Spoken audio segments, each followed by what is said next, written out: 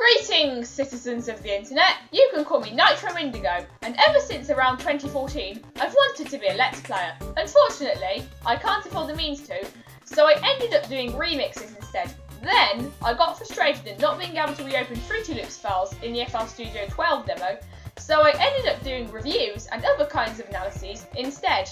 If I were a Let's Player, I'd mini-review games as I went along, discussing what works and what doesn't, and how the game makes me feel.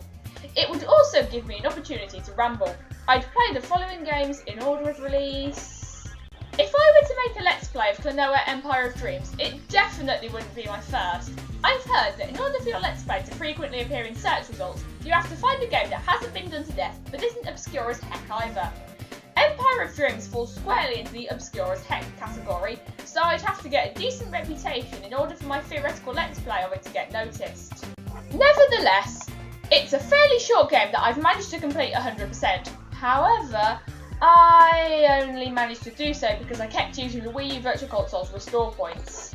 I once saw a Let's Play of Explorers of Sky where the person wanted to get Riolu, so instead of looking up a guide, he save stated before the quiz, then restarted when he didn't get Riolu.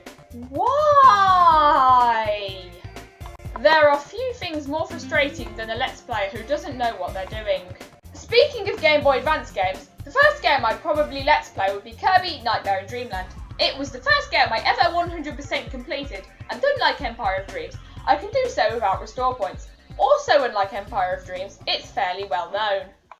There are 5 DS games that made a big impact on my childhood. The first is Nintendogs, which I haven't owned for years, and wouldn't be very interesting to Let's Play. The second is New Super Mario Bros, which I'm still not very good at.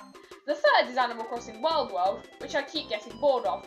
The fourth is Pokemon Diamond, which I found tediously slow, even when I was little.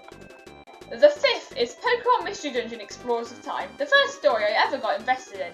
I can talk about both the good and bad points of the game as I go along. While I still have a lot of nostalgia for this game, I don't think it's as perfect as many make it out to be. But should I theoretically Let's Play Time or Sky? While Explorers of Sky does have all the bonus content, I keep restarting it just to see what team I can get. Plus, this is a minor thing, but I prefer the opening of Time in Darkness. A DS game I wish I could have nostalgia for, it's a long story, is The Legend of Zelda Spirit Tracks. Lucky 70X's Let's Play of it was the first Let's Play I ever saw, but the visual quality isn't the best.